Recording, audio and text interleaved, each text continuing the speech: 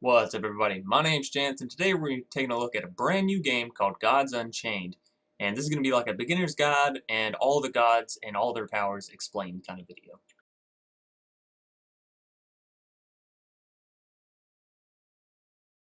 Now, for this video today, we're going to be running through the interface of the game, going into details about each god and each of their powers, explaining a little bit about the gameplay mechanics, and getting a little bit into the strategy and the meta that is present here in this game.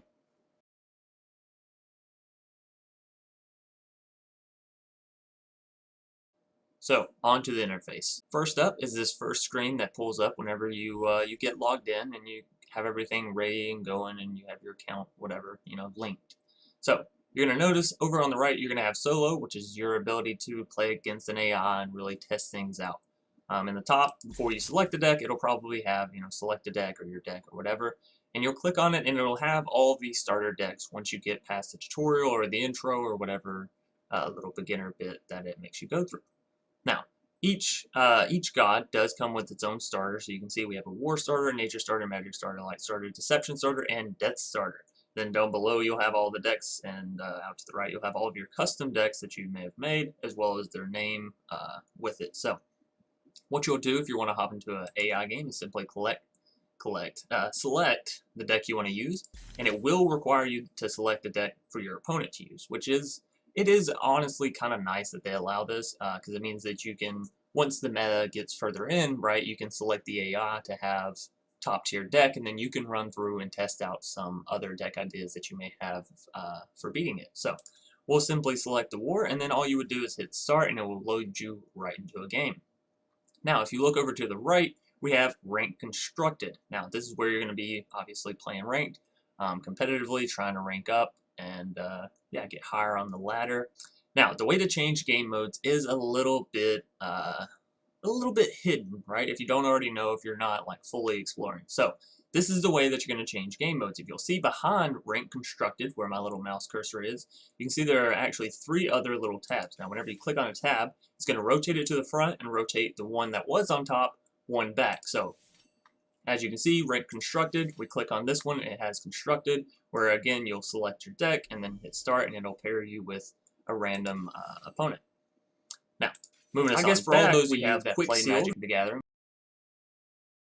it's going to be exactly like Sealed from Magic, okay? You're going to hit start, it's going to give you, I think it's 50 random cards, yeah, 50 random cards, and you got to build a deck of 30 cards based off of those 50. So, very, very awesome. And then last but not least, we do have a quick draft, which is, again, going to look very, very similar to those of you who have played the Magic the Gathering Arena draft. It is similar. So you're going to be picking your cards and then trying to obviously pick the ones that are going to lead you to, victory. Now, one of the very first questions you'll probably be having is, how do we open packs? So if you go up here to the temple, and your whole little access bar is up here on the top, it'll tell you, the arena, your temple, inventory, workshop, store, forge, and raffle, which we'll get into each tab individually as we go along. It'll also display your current level and the amount of cards that you have in your inventory, right? And then, of course, your rank and your name, followed by your avatar, which I don't believe there are any new avatars thus far into the game, but we'll see as we go. So you take the little book or pack or whatever you want to call it, and you place it onto the center pedestal. Go through the little animation with the pack exploding, and then bada boom, you got 5 cards. And just like in every other pack opening for games, you can go through and click on each one and slowly reveal them. And these cards are automatically added to your inventory, so it's kind of nice, right? Now, on your inventory, this is where you're going to be able to change your emotes and your boards and your trinkets, and I'm assuming your little avatar person here, once they get that, up and going. But for the time being, it really only shows you the My Card collection, which is still nice, right? If you're trying to go through and learn more cards or figure out more decks, or you just want to see your whole general collection, or maybe you want to group it by type, right? Because these are relics. So it is a very very nice way to just have a quick glance over your entire collection, I guess. Now, moving over to Workshop. This is where you're going to be building your decks out. So you can group by deck type, so group by God, I guess, if you will. Deception, we have light, magic, nature, or all the gods. So initially is going to start out showing all gods. Now, whenever you go to create a deck, obviously you're just going to click on create a deck. And one thing that I will note here and insert a little little tidbit about. So the gods actually won't tell you the god powers, which is one thing that I plan on talking to the game developers about, and I'm sure they have it in the works and all that. But yeah, as of right now, you actually can't see anywhere in game what the gods powers are. Now, I actually couldn't find them at all whenever I went to look for them, somewhere outside of the game besides just clicking on a god, going to play, and then reading them as you're there, and then eventually learning them. So I took it upon myself to actually update their Wikipedia. So their Wikipedia now has all the gods' powers, all 4 of them listed, and you can go and search very, very easily. So whenever you come to create a deck and you're wondering, hey, which god has which power and which power might I want to use, you can have a reference point. So figured that would be very useful to people like me that are saying, hey, I want to build a deck, I want to build around a specific power or maybe a specific 2 powers, right? So we're going to go ahead and click on the God of Deception just to show off the interface of the deck building, right? So whenever you first click on it, it'll bring up this, which it's kind of like Magic's, except you're going down and up instead of left and right. I didn't play much of Hearthstone, so I'm not I can't compare it very well to Hearthstone. But and for some reason it always has the show unknown checked. I don't like that. I wish it would start out with the box unchecked or reverse. I just like seeing what I have able to play rather than seeing everything. So make sure you check this show unknown, otherwise you're gonna have like so many cards that you just can't even use yet unless you just go right into the game and buy a bunch of packs and all that stuff. But nonetheless, this is going to show you all of the god-specific cards, so you're not going to have to group by god, because you're only going to have the neutrals, right? God neutral, and the ones that you currently have, so God Deception, and it's going to tie all these into your current collection as you're playing. So as you can see, for the Deception, we have this Dionysian Drunk, Vault Vagabond, couple different things. And if we go back to Workshop, or sorry, if we just hit close out there on the top left, and we go back in and say we want to choose the Goddess of Death for our next deck, then we can go ahead and group by God, and we'll see these are, well, let's go back to just these.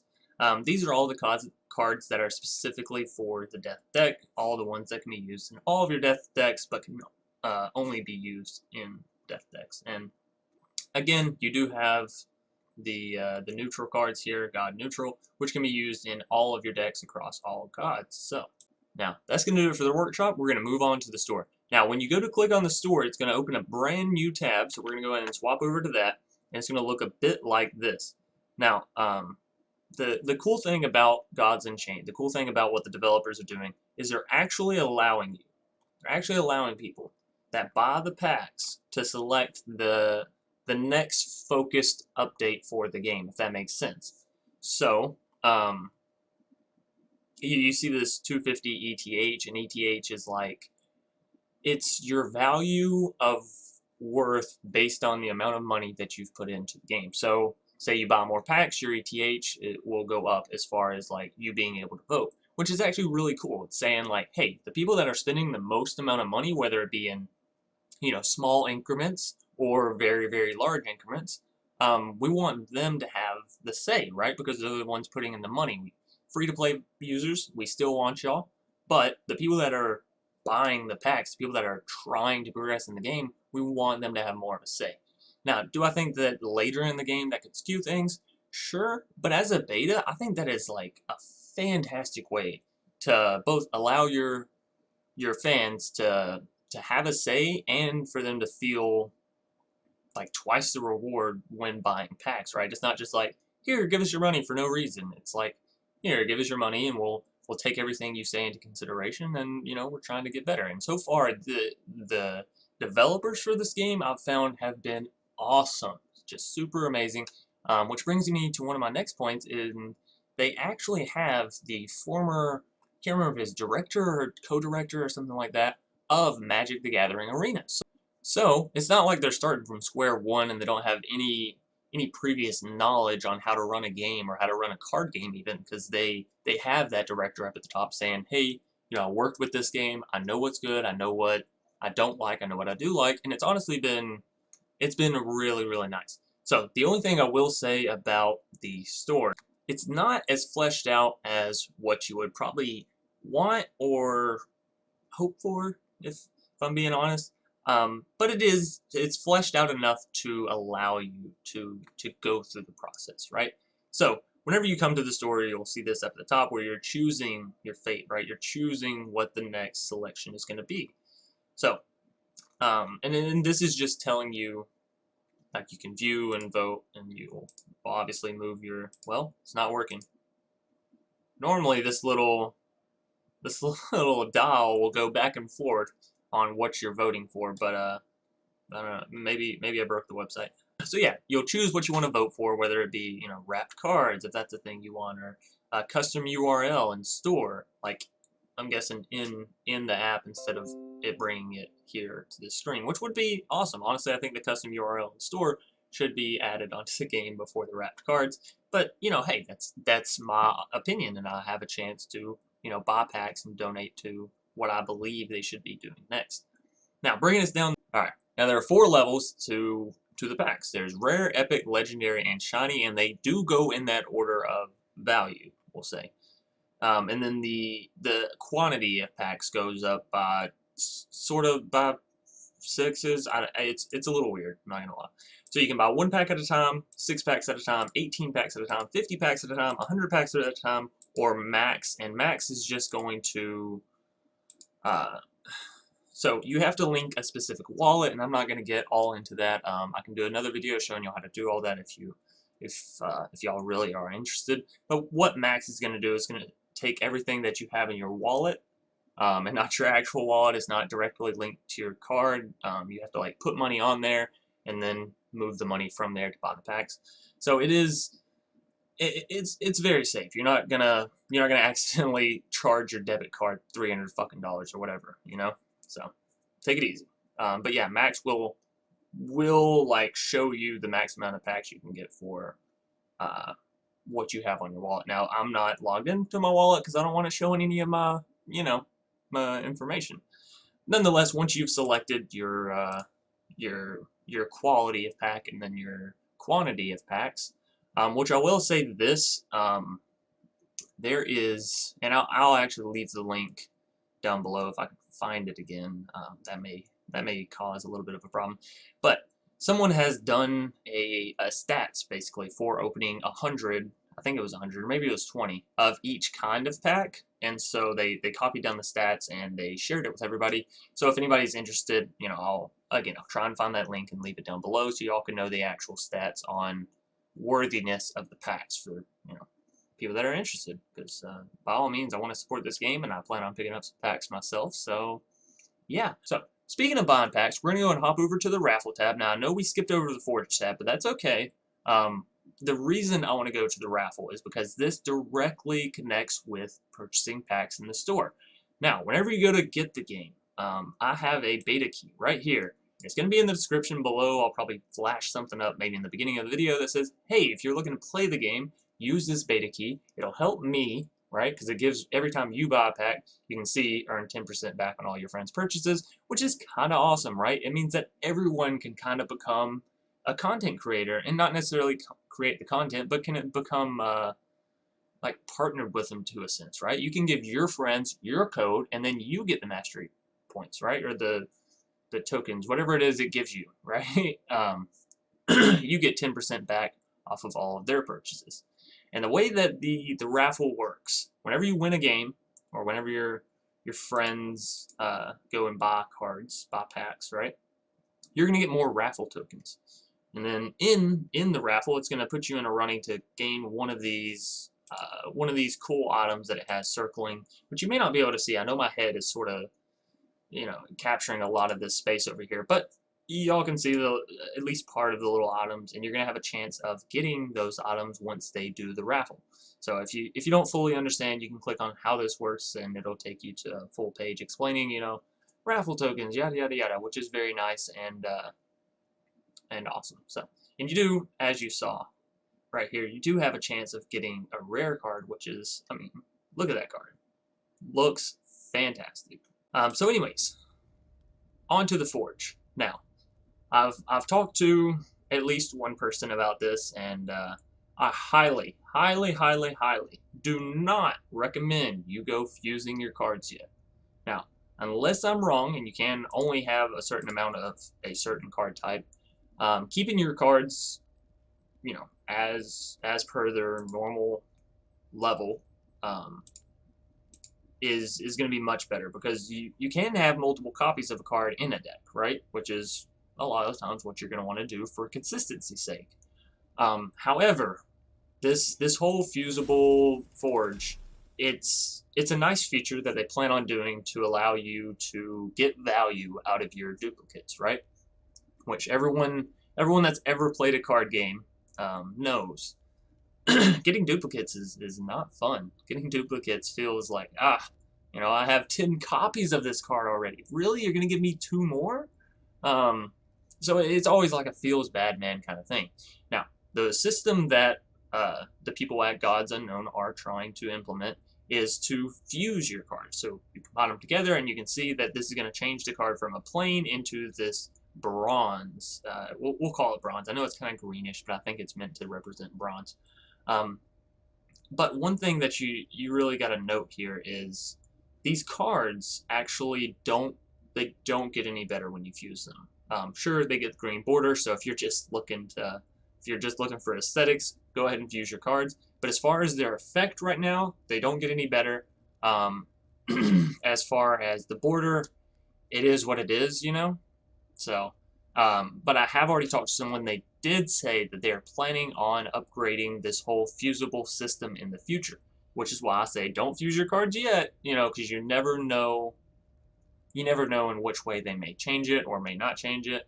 So my recommendation, hold on to your cards, use them as multiple copies in a deck, instead of trying to fuse them up and see like, oh, well, does it eventually do something? Because no, not yet, it doesn't. So save yourself some time and energy and all that good finanza, and don't fuse yet, right? So that's going to do it for the interface of the game. Now we're going to move right into all the gods and describing their powers and sort of the theme for them, right?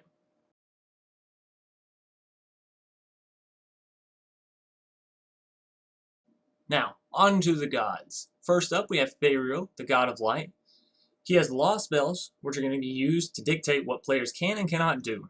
Followers of Therial can be called upon to enforce his will upon others. So the best way I can describe this class is it's like a paladin class, right? It's going to be focused on buffing your units. It's going to be focused on healing your units, and it does have a little bit of debuff for your opponents here and there, right? But for the large majority, it's going to be focused on taking your sort of smaller or medium-sized units and making them bigger, right? Getting down a lot of little creatures and then making them bigger is sort of the vibe that I've gotten from him so far. Now, on to the powers.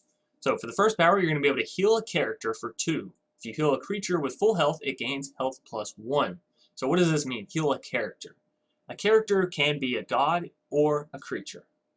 So keep that in mind. You can heal yourself. You can even heal your opponent, right? I had someone heal me up the other day, and it was like, I don't know what you're doing. Maybe you just wanted to see if you could. But yes, indeed, you can. You can heal your opponent if you just absolutely want to be a nice guy or girl. Furthermore, it says if you heal a creature with full health, it's going to gain health plus 1. So that health that I said in the gameplay mechanics that carries over each turn, the paladin is actually going to be able to make your creatures bigger and bigger and bigger, even if they're not taking damage, right? It's going to be able to make their health, if it has 2 health, you use this. Sure, it's not going to make it go up to 4, but it will go up to 3, which makes whatever card you just played, that much better. Moving on to a second power, we're going to be able to look at the top 2 cards of our deck, give the chosen one, and I'm assuming it means the chosen creature, give the chosen one +2/+2, and move it 3 cards closer to the top of your deck.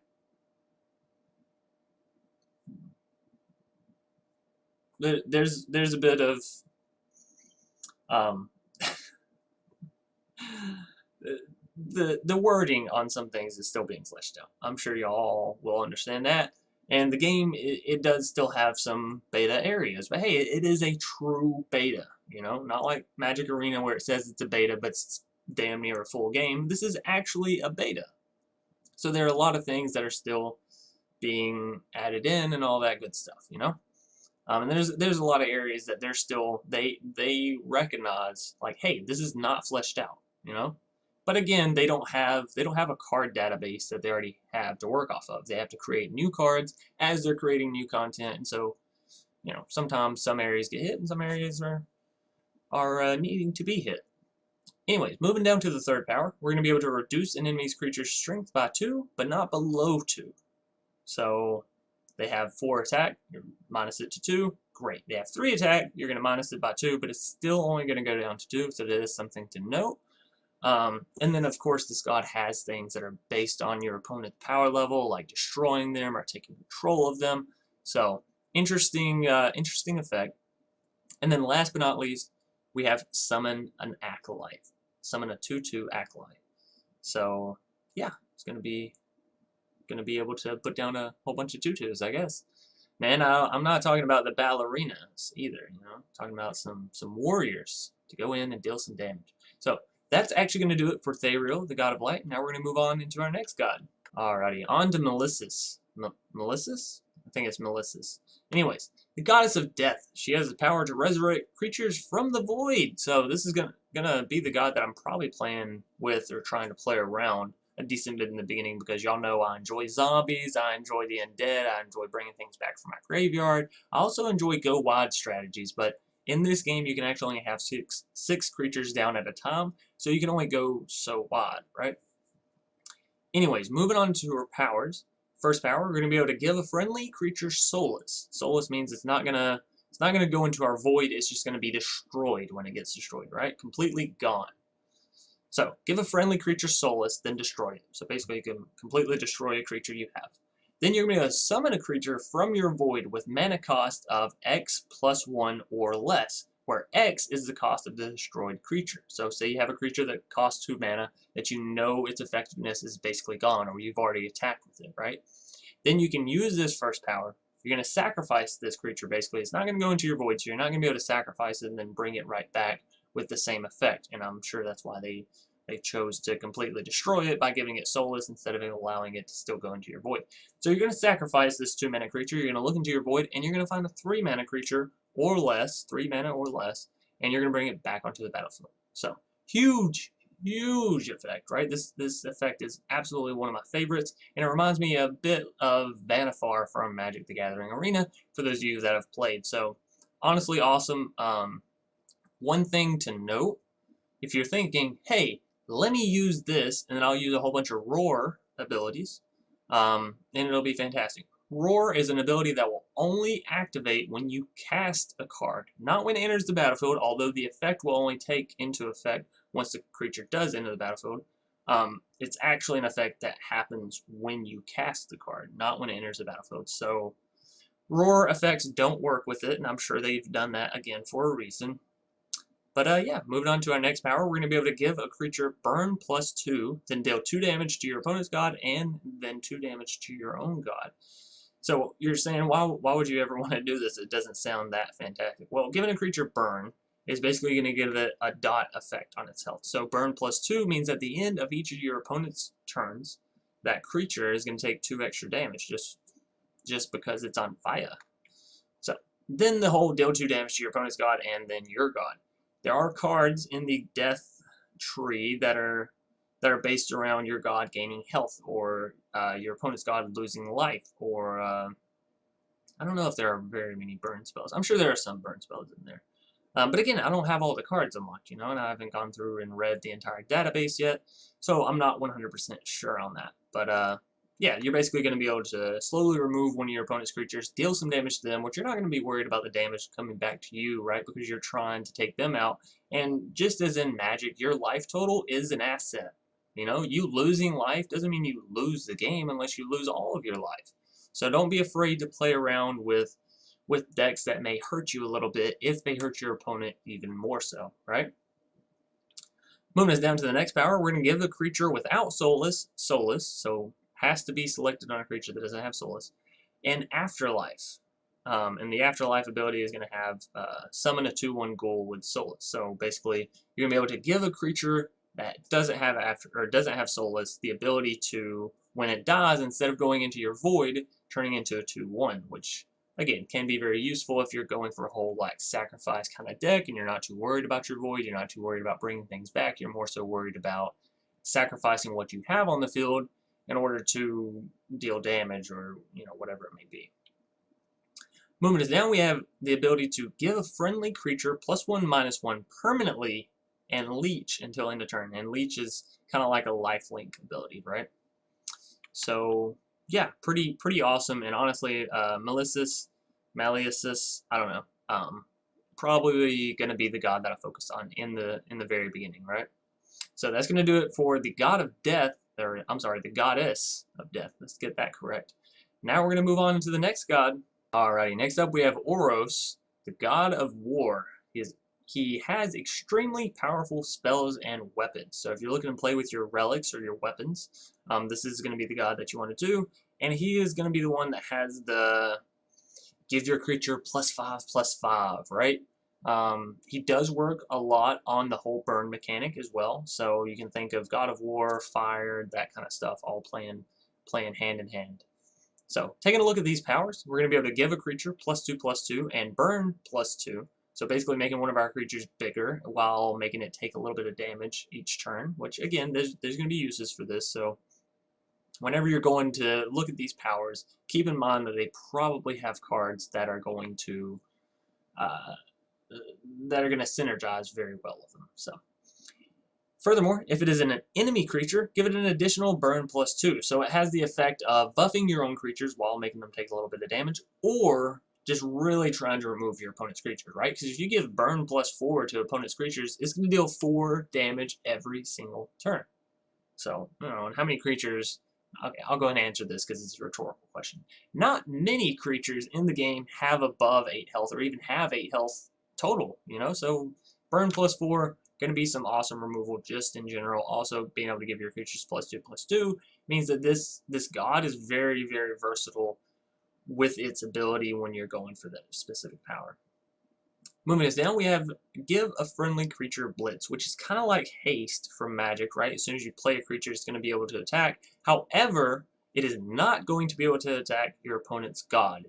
Okay, so it can attack your opponent's creatures, right? You can play a card that has blitz and then take out some of your opponent's creatures, but you cannot play a card that has blitz and then smash face. So I think they do that to keep the game from becoming all about blitz, right? All about giving your creatures blitz and swinging in as quick as possible. Moving us on into the third power. At the end of your turn, give +1/+2 to a random creature in your hand. Now, I really love this effect because there are cards that are based around like, hey, if this creature takes damage but doesn't die, you get to gain 1 strength on this creature, which is like, right, it's really awesome, and just in my personal opinion. So a cool little effect. Now, it is a bit random, so you can not hit the creature you want, but the idea is you build up a deck around creatures that are going to be using that strength and using that health to their full advantage, and then it doesn't matter which creature you hit, right? You just try to hope you hit the one that you're going to be playing on your next turn, or one of the 2 that you're going to be playing on your next turn, so on and so forth. Moving us down to the fourth power, if you have a relic equipped, give it +1 durability. So if you're playing weapons, right, if you're trying to make your god your big burly beast of smashing, right? You're gonna be able to give your items, your relics, +1 durability, allowing them to be used, more in the future, which is nice. Furthermore, if you don't have a relic, if you don't have a weapon yet, you can equip a 2/1 hand axe with God Blitz. So you're only going to be able to use it 1 turn, but it is going to be able to do 2 damage, and you're going to be able to swing in with it immediately thanks to the God Blitz ability. So that's going to do it for Oros, the god of war, and now we're going to move right on into our next god, the god of nature. Alrighty, so on to Aona, I believe, and she's actually the goddess of nature. Not the god of nature, but the goddess of nature. So She has many unique creatures that can be summoned, so this is going to be like our creature summoner, our life. So the paladin is about life, right? Going to be able to heal your units up, heal yourself, that kind of stuff. However, as with a lot of green trees in games that have this revitalization sort of effect, this goddess is going to have some healing factors as well as some play a bunch of creature factors, right? So let's go ahead and get into this to this god's powers, or this goddess's powers. I'm sorry. Anyways, for the first power, remove 3 random cards from your void. If your void is empty, add a random nature card to your hand. So this is going to be about, you know, trying to keep what you have on the board, and this is going to be really an early game kind of power that you're trying to use, right? You want to use it turn 2, turn 1, maybe even. That way you can get a bunch of random additional cards in hand, and then once your opponent starts dwindling down because they're playing everything and y'all are both, you know, exchanging whatever, you're still going to have creatures in your hand from this ability to play and refresh your board after the whole initial battle, you know, of creatures, I guess. Anyways, moving us down to the next power, you're going to be able to give 2 different random friendly creatures plus 1 strength. So if you're just going for a go wide kind of strat, you're trying to get down a whole bunch of creatures, this is going to be awesome. Personally, a power that I won't be using too much, but you never know. In the future, we may come back and make a really awesome deck with it. Moving us down, we're going to have the third power, deal 2 damage to a random enemy creature, heal your god for 1. So it's going to be kind of like a leech effect, right? And then last but not least, we're going to randomly summon either a 1/2 badger or a 2/1 eagle. So either something that has 1 attack power and 2 health, or something that has 2 attack power and 1 health, which, you know, hey, both of those are okay, because it only costs 2 mana to do it. So, yeah, not bad powers. So far, I've really been enjoying the deal 2 damage to a random enemy creature and heal your god for 1. It's been very useful. So, enough about the god of nature, though. On into the god of magic. Alrighty, here we are with Illyrian, the god of magic. And it is God, okay, so it is he. He provides his disciples with the ability to cast spells at a discounted rate. So isn't that fantastic? Now this is going to be your spell wielder, right? The person that's not so worried about creatures. Now that he does have creatures that are based around some of his abilities, but this is going to be the person that's going to be, you know, dealing your 4 damage to face, or drawing cards, or he kind of has this scry ability, which is called Foresee, so we'll get into that a little bit later. But yeah, this is going to be your god that's going to be focused on your spells, not your creature spells or your artifact spells or whatever, you know? So, moving us into the powers. What are the powers? First one, deal 1 damage to the 2 highest health enemy creatures, which, again, I've found this to be, like, some of the powers in this game, you read them at first and you're like, 1 damage, that's not shit. And to the 2 highest health enemies, why would you want to do that? But honestly, it's really a really good effect. Moving us down to the next one, we have Foresee 2, which is also going to give our god Protected. What does Protected do? It allows us to take a hit and take absolutely 0 damage. So creatures can have Protected, your gods can have Protected, and it's basically just a one-time effect of block damage, block any amount of damage, right? So obviously, if your opponent's god has Protected, you're not going to want to swing in with your big old 10/10 while it has Protected. You're going to want to take your little 1/1 or your little 3/2 or whatever it is, swing in, make them lose that Protected, and then take your 10/10 and smash face, right?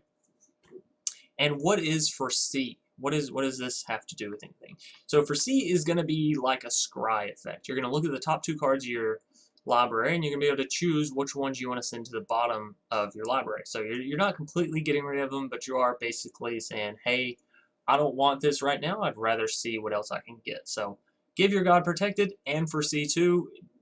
Control players, I'm looking at you with this one, okay? I know this is going to become a very popular power and god. Because that like, so far, these first 2 powers alone are just fantastic. Not to mention the next 2.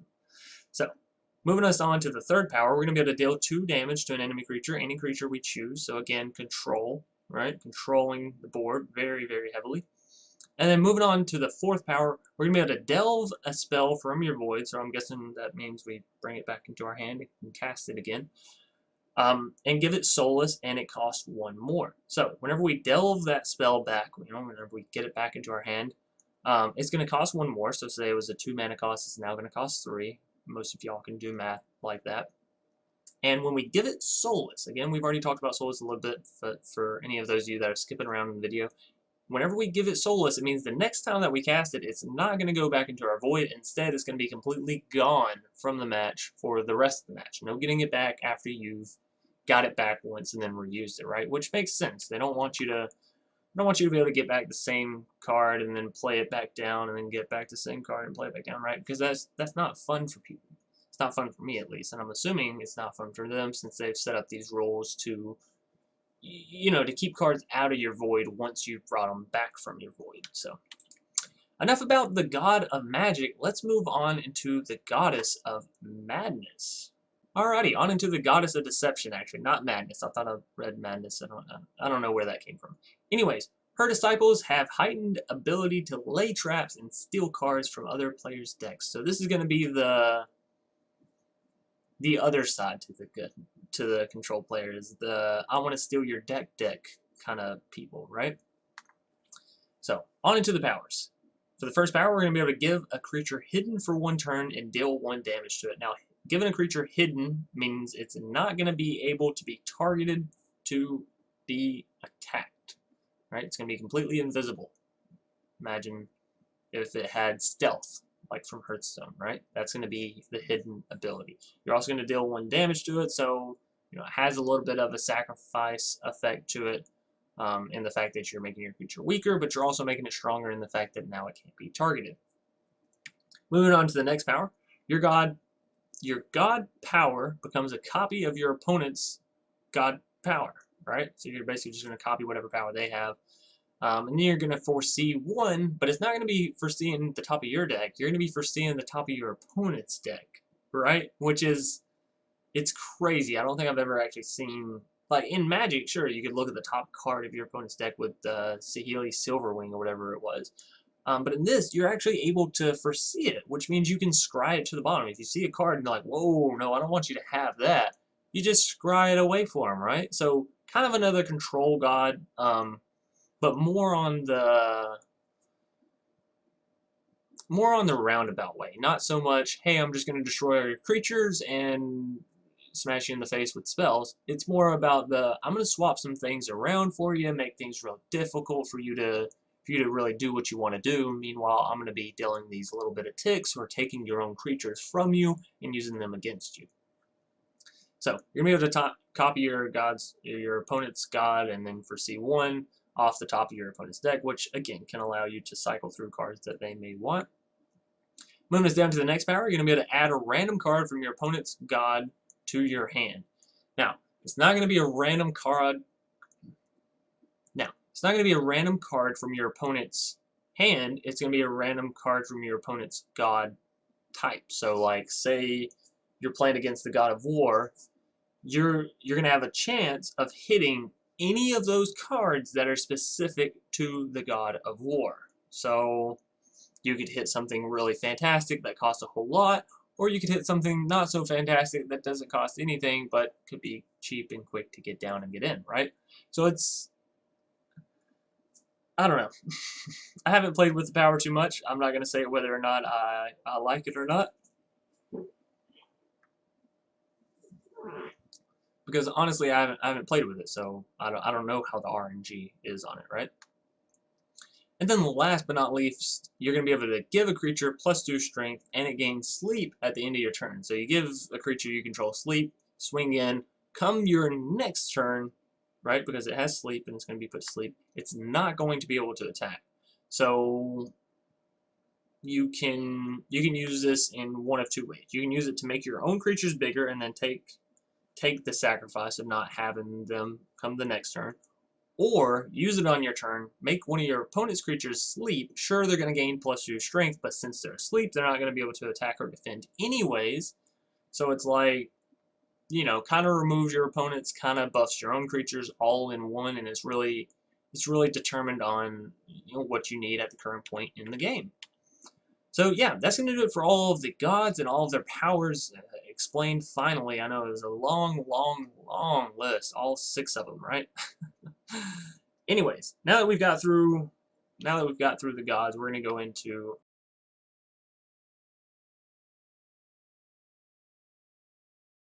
Alright, now into the gameplay mechanics. So when you first start up game, you're going to have your 4 god powers appear in front of you and each of their effects as well as their mana costs here in the top left. And obviously these are all things that you're going to want to look over and prepare yourself for and whenever you go to build your decks, which is why I've got that wiki updated for everyone that is interested. So we're just going to choose one and click confirm, and we'll get into it a little bit later. Next, you're going to have your cards pop up, and this is going to be your starter hand, and you'll either have 3 or 4 cards pop up. So what I'll typically do is I'll mulligan the cards that cost 4 or 5 or greater. We'll go and click on whatever cards you want to mulligan, and then select confirm, and you can select multiple ones. You can select your whole hand if you want to. But we're just going to select the 5, and we're going to hit confirm. And you'll notice that the 5 got rotated into the 1/1 or something like that. Now, on your turn, you have so many options, so many options, including these small bag of tricks, which you're going to get even if you go first, but you only get it to use it once, to whereas if you go second, you can use it 3 times. Nonetheless, you're going to notice down here in the bottom right, we have a 1. That is going to be our mana, our total mana. Each turn, we're going to unlock. You can see this little outer bar right here, not the big triangle, but the outer bar. We're going to unlock 1 outer bar. So if it fills up the triangle, it's going to give us another mana lock, which is then going to give us another mana spot come the next turn, right? Because each turn, once it becomes your turn, all of your mana locks, all of your mana slots, whatever, will refill all the way up to the top. One thing to note is your mana will only fill up 1 by 1 each turn until 5 mana. So all the way up to 5 mana each new turn, you're going to get 1 additional mana. After that, to get to 6 mana, it's going to take 2 turns. So that way, the end of the game isn't just happening bam, bam, bam, and it doesn't make all these 8 and 9 drops very, very easily reachable. So once you get to 6, it's going to cost 2. 7's going to take 2 turns. 8 is going to take 3 turns, and 9 is actually going to take 4 turns. So they do try to draw out the end of these games, which helps that you start with 30 health and not just 20 or something like that, right? So for your first turn, you're going to play, whatever. Maybe you want to play your 1 mana, or maybe you want to use your small bag of tricks and play a 2 mana creature. But for the sake of this tutorial, we're going to go ahead and click our card and drag it up here onto the battlefield, and we will drop it down. And now you'll notice it's sleeping, and that's because it can't attack quite yet. Now that we've spent all of our mana, this little arrow over here is going to start flashing around and being gold, and basically telling us, hey, you're done. That's all the mana you can spend. That's it, unless we want to use this, and then we're going to use this. But anyways, we're not going to, because that's a destroy thing. You're going to click on the big flippy floppy arrow, and this is why I call it a big flippy floppy arrow, because it just sort of flip-flops, right? Back and forth. Now, a couple ways you can tell whose turn it is. If you look at this middle green line, you can see every time it turns to our color, this sort of green, tealish color. And every time we turn it back, it turns red, right? Red like their little void over here.